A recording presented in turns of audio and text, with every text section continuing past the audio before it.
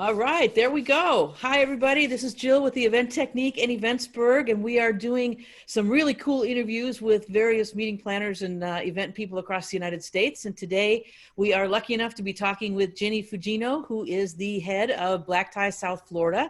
And welcome, Ginny. It's good to see you. Nice to see you too. Thanks. Hopefully everything in your neck of the woods is going well, and it's, bright and sunny and nice, even though you can't really get out.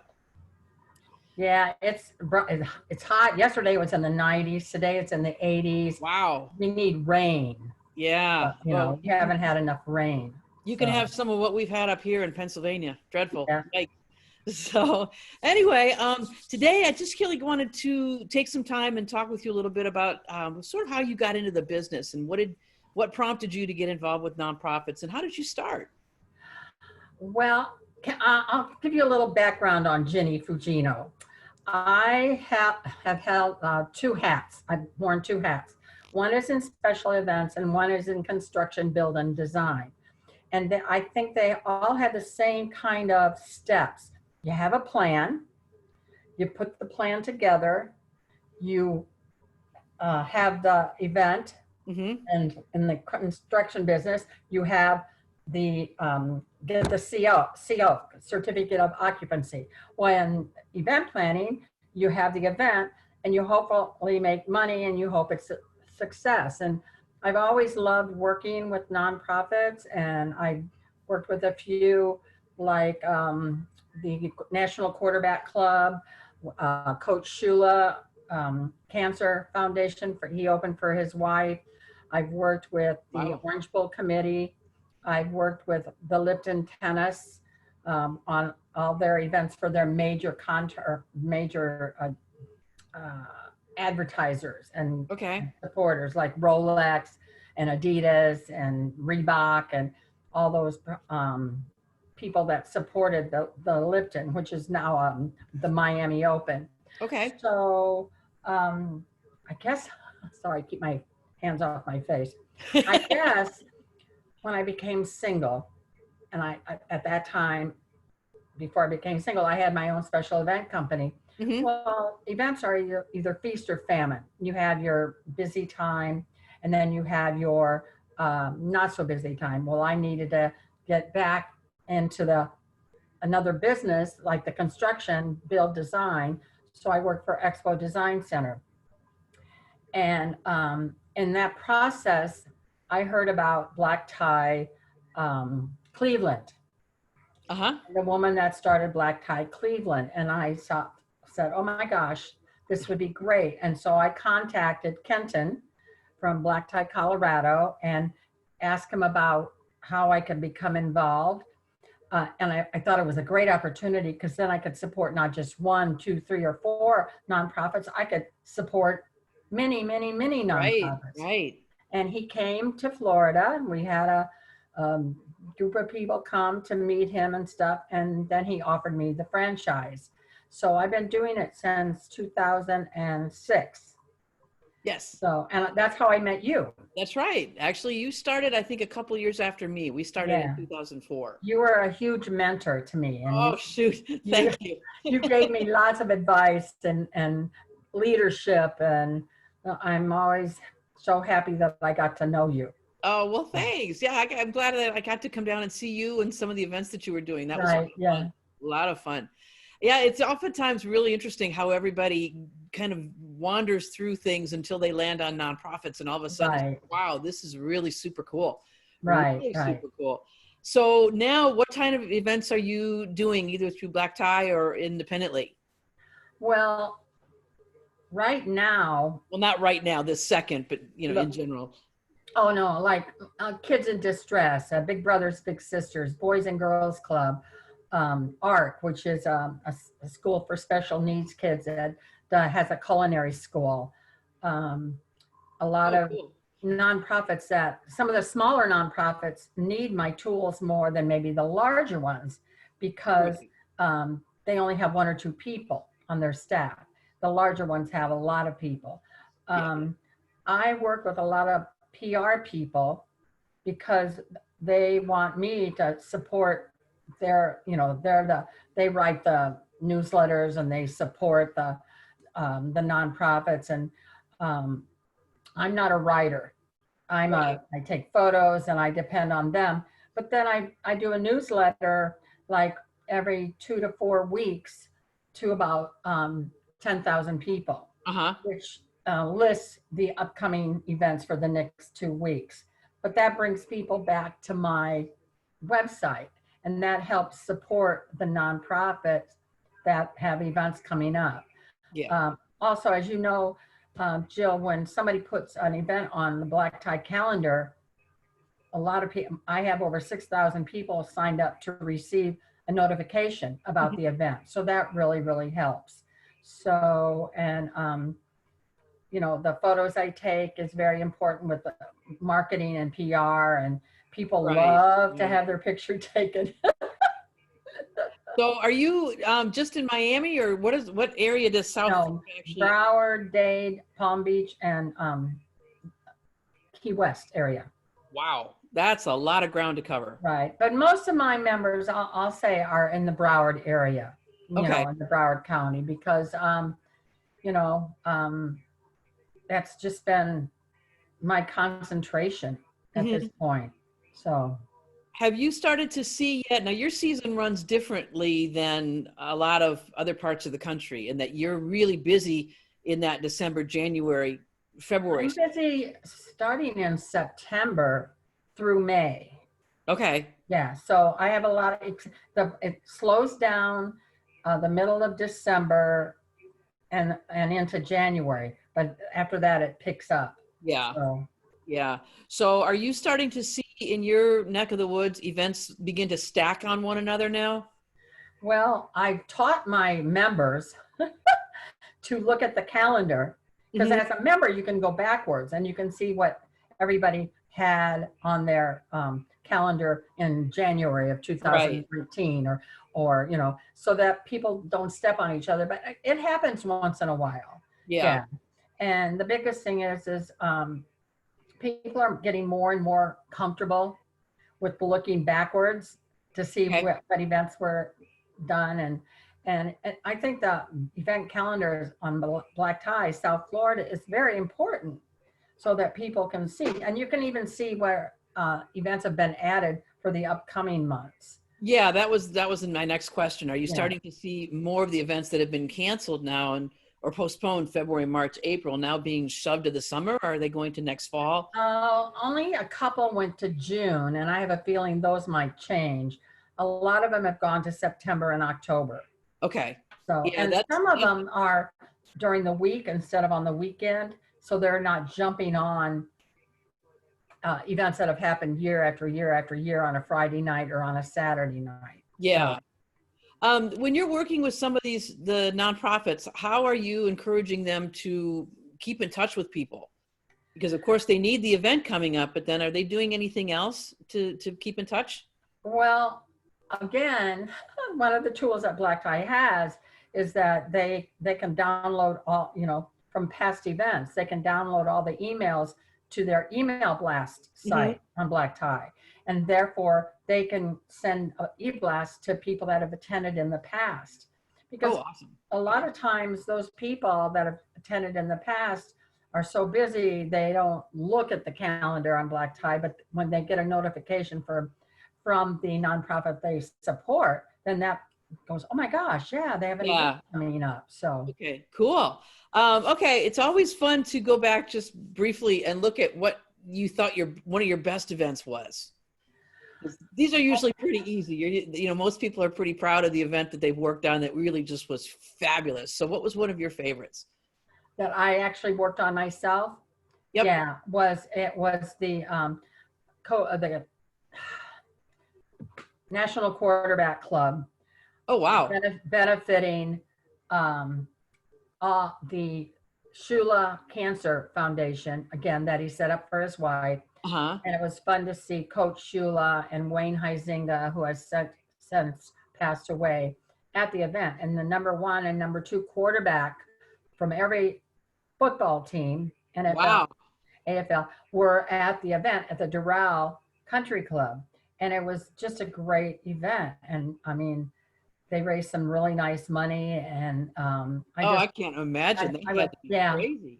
I was so honored to work with the National Quarterback Club. I don't know what they're doing right now because it's been a few years ago, but yeah, for me it was pretty amazing seeing all these football players, quarterbacks, you know. Yeah, that had to be cool. Oh yeah, really, really fun. And I was taking photos, and I tried to photobomb a couple, but like, and they honored Jim Kelly. Do you know Jim? Yeah, I do. He's actually from this neck of the woods. I'm trying to think where it was. I think I was gonna say East Brady, but no, I don't think that's it. But somewhere in Western Pennsylvania. So yeah, very, very cool guy. Very highly revered. Yeah, and they honored him that night. So oh, how neat. Yeah. So that had to be fun. Anyway, and then you want to know the worst one, huh? Yeah, the worst ones are always the ones that are just like, oh gosh, you don't even want to think about them, but you'll always learn from them. Well, don't name names. That's okay. I won't. I'm trying to think because I kind of have a proud pat myself on the back that I haven't had a really bad event. That's awesome. I'm serious. I'm when I got that question from you to review, I'm going, what should I say? I mean, I've done the Barry Gibb Love and Hope Tennis Festival. That was awesome. I've done, for juvenile diabetes. I mean, and that was a good one. I mean, it was a lot of work. Yeah. Yeah. And the people, I won't say their names, but the people I was working with, basically I did all the work and they patted themselves on the back. Maybe that's one of the worst then. What do you think? Sometimes that's really hard, when you really work for an organization and all of a sudden, wait a minute, so that can be frustrating. But and sometimes too, you come away with really great stories and some, No, it was great. Things. I invited some friends to come to the tennis part of it, and two of my friends love to moon people. They are the most amazing couple. They are so cute. I mean, and they mooned my mom. Oh my gosh, happy event, good heavens. So that was fun. Oh my gosh, that sounds I hope I'm not R-rating this interview. No, I think we're fine. I think we'll be good. I'm sure there are people that have stories that are far worse than that. If that's the worst thing that's ever happened, I think you're probably pretty fortunate. Yeah. I think over the last dozen years or so with Black Tie, we've pretty much seen everything. There wasn't much left that we missed. Oh, so. You're probably right, Jill. Yep, they were crazy.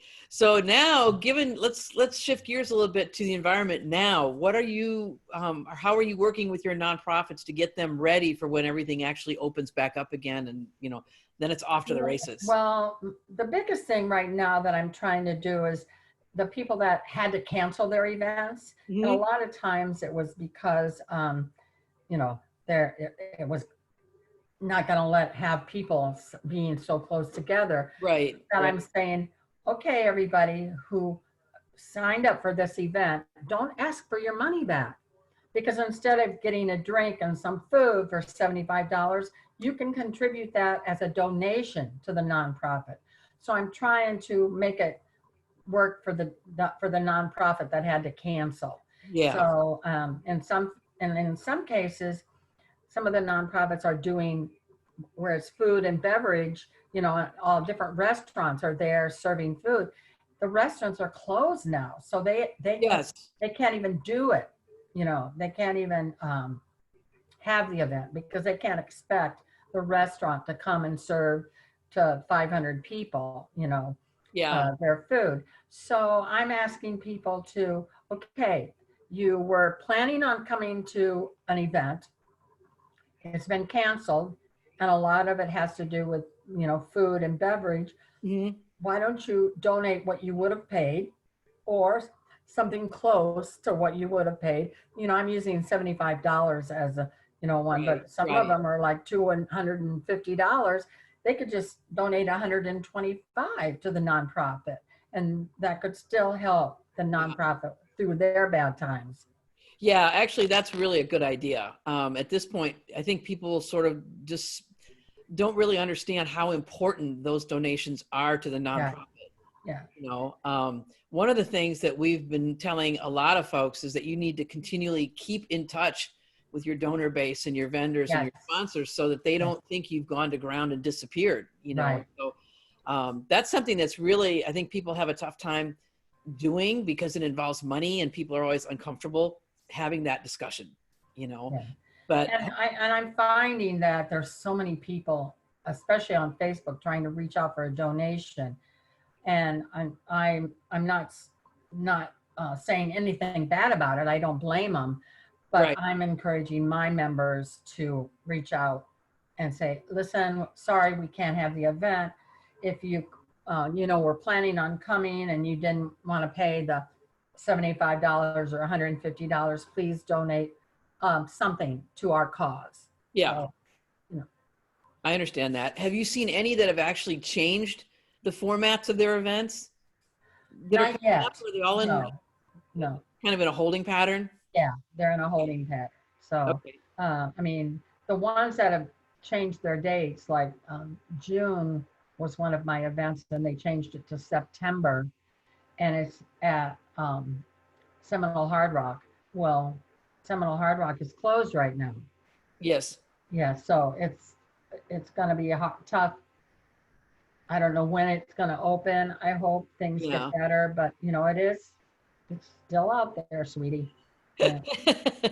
Well, hopefully it's not going to be closed too much longer because I just can't see that going. But at the time that it would ordinarily open, probably June-ish, end of May, June, you're going into your slow season, is that right? Right. But my biggest thing is for me, and I'm pretty sure it's the same nationwide. Many nonprofits are putting together their budgets for July for Yes. their new fiscal year. And so I'm going to concentrate really, really hard on, you know, June. Yeah. And end of May, trying to make sure I'm in their budget. Even if I have to give them a discount, I'm sorry. I have to. Well, how can people get a hold of you now? So why don't you let us know the name of the website and email so they can get in touch with you, and a phone.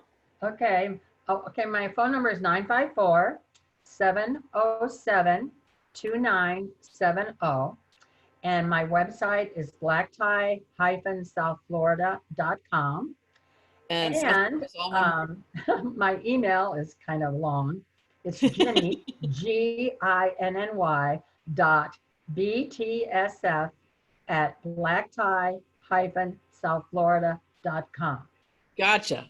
And I'm actually working with an auctioneer who is a great auctioneer and very well known in the whole state of Florida. Maybe using our auction software. Okay. You know, because cool. For events that were canceled, and they had all these auction items, and they would like to go ahead and put them up and sell them on an auction. Oh, that's cool. Okay. I'm trying hard, Jill. That's actually a really great way to still have people involved. At least they can come and see the site and know that people are, you know, still out there doing things and still looking for support and such for the nonprofits. So that's hugely important. So tell me what else you got going on. Anything fun coming up? Maybe June, July? Maybe a martini at 5 o'clock. Yeah, something like that. Something like that. No, because I'll say it. I'm 74 years old, and I'm not supposed to be out anywhere. You don't look 74. I'm not supposed to be going anywhere. Yeah, so that's actually very true. The only thing I do is go to the grocery store and the drugstore. But otherwise, I'm trying to behave. Well, that's good. That's good. I'm doing my social distancing. I Zoomed with my grandkids the other day, and I Zoomed with LLS, the Leukemia and Lymphoma Society. Yes. I Zoomed with them on a Friday night happy hour. But it was fun just to catch up with all the people that I'm on the committee.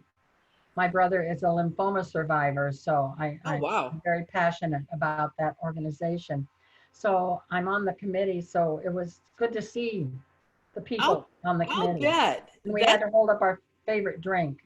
Oh, cool. That is one of the hardest things, I think, for all of us that deal with events and organizations, is to not be able to see everybody. And Right. Google Hangouts and Zoom and all that sort of stuff is cool, but it's like, all right, well, enough of this. We need to get back to actually having events and doing stuff. So it's really kind of hard to sit idle and know that, everybody's sort of just standing in place, Yeah. waiting. Well, and I mean, I'm this time of year, I'm so used to being busy and out there and at events. And I take a lot of my own photos because it's my way of networking and it's Right. my way of seeing people out and about. And, even going out for having a cocktail or lunch with friends, Yeah. can't do that.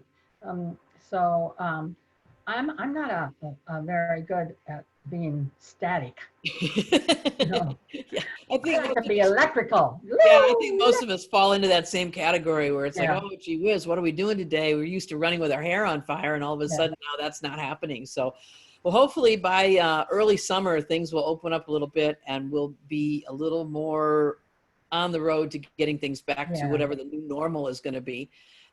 Which, And by the way, I Yes, love ma'am. your book. Oh, thank you. Thank you. That was fun.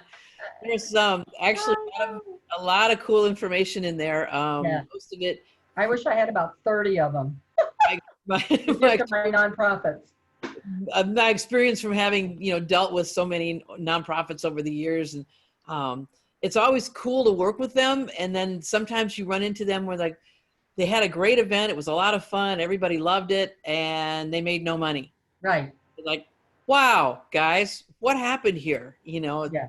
So and then it's interesting, and we're lucky being in Black Tie for so long to be able to watch those unfold at like 50,000 feet. Right. Okay, Right. well, we think you should be doing this, and then sometimes they listen, and sometimes not so much. Yeah. So it's kind of like, but it's really interesting to see how it's unfolded over the years. Yes. So let's shift back to photography for a minute. Do you have, are you working with other photographers that work for you? Most of the time I do them. It's only when I have a duplicate or two events at the same time Yeah. that I get another photographer, that will do it. So, Yeah. But I do almost all mine. Oh, that's awesome. Yeah. That's good. And actually that's a really good way too for the organization to get to know you and to see the quality of your work and what you're doing and how you can relate with their guests, which is also really super important. Right. And then there are a couple of photographers out there that come to the same events that I'm at, and we get along really well. So it's nice to work side by side with them, and I miss them right now. Yeah, absolutely. I miss those great guys. When you go to photograph an event, do you have a list of people that you need to photograph? I mean, you're usually there longer than most reporters would be, for example. So do you have people that you need to get pictures of? Yeah, I usually have a connection at the event. Somebody who I go to see, and they'll give me a piece of paper and on who they want pictures taken. And part of mine is I don't take a lot of just candid shots. I usually do setup shots and stuff like that. And one of my things is if a girl in a strapless dress hugs two people, I go, you can't do that. You're a head and a chest and no arms, And I make the guys button their jackets and things like that so that they're proud of the photo they see when I post it on Black Tie. Yeah, actually, that's very There's a couple of the people that I've known forever since I started Black Tie, and they say, okay, here comes Ginny, put your drink down, button your jackets. Because they know me. They know I want to make sure that they look good. That's good, though. I want to make sure that I get, if they're doing presentations to awardees and stuff like that, that's really important for me to get those photos. Yeah, a lot. Yeah, absolutely. Some of those pictures, when you take them, or when we would take them as well, we'd get phone calls back later. Don't post that. I'm like, okay, I don't need to know the background story, but I do understand you don't want me to post that, and that's cool. Yeah. But yeah, it is fascinating. So, and it's hard when people are in that party mode and they don't really want to put their drink down and that sort of thing. So there's some pictures that we've taken over the years where they've had drinks or whatever, but it's like, Yeah. I don't think you want it out there. That's gonna. And I don't like name tags. So I beg your pardon? Great. I don't like name tags. Those great big white name tags. Yeah. I mean, and the camera seems to focus in on those name tags, but they all know my rules. Almost anybody, because that's funny. Actually, that's really good though, because that way you get great shots, and the Yeah. organization is pleased with them, and the Yeah. people are pleased with them. So nobody. Can I tell you kind of a funny story? Sure. I was taking photos at the Winterfest Boat Parade. They give out like 100 awards. Oh wow. And I take photos. There's two of us, two photographers, and part of them go to the right and part of them go to the left where I'm setting up. Well, I'll take their name tag off because it's usually a stick one, and I'll put it on my butt. Okay. And somebody that was behind me at a table took a picture of me with all the name tags stuck. Oh no. That's not good. Hope that didn't go anywhere. So. Oh, that's too funny. So tell me what other things you have coming up for the fall, because most of those are probably still in place. Am I correct? Well, so far, but a couple of my major events that were supposed to be in May and June have moved to the fall. So so far they haven't conflicted with any other nonprofit or any other big events. So I'm just waiting. I still have one event on May 29th. It's a golf event that is still going on. So okay. Well, we'll cool. See. Yeah, we'll see if they do it. Do you do any other events? Do you do weddings or anything like that? I've done a couple, and I do private photography. For I got you. Doing the photographs. Like for private parties and birthdays and done a couple weddings. Weddings make me nervous. Really? Okay. I would imagine. Yeah. I always remember when before we had those photos, where you can put a card into your computer and download them. Yes. And I sent photos of my kids to this Kodak to get them, what do you call it? Developed. Well, guess what? They lost them. Well, then they were gone because I could never do it again. So I always have a fear if I goofed on the wedding. So I've done a couple weddings, but I've always had a backup photographer with me. Yeah. I took photos too. Yeah. I hate to lose those pictures. I have never done any sort of wedding planning at all. I would imagine the pressure is enormous. Yeah. Just enormous. Yeah. And yeah, heaven help you if you lose the photographs. Good grief. Oh my God. Yeah, that would be awful. Not good. Okay. Well, I'm going to have you tell everybody where they can find you and get in touch with you. If you could use the website again. Again, you can call me at 954-707-2970. And you can email me at ginny.btsf@blacktie-southflorida.com. Okay. And my website is blacktie-southflorida.com. Awesome. Okay. Very cool. Well, listen, thank you so much for spending some time with me today and going over some of these things that are just kind of out there that people need to be aware of. And so hopefully we can bring a little awareness to what you're doing, and hopefully things are going well in South Florida. That'd be cool. Thank you, Jill. And thank you for all the support over these years. Oh, you're so very welcome. All right. We'll see you. Thank you. Okay. Bye. Bye. Okay.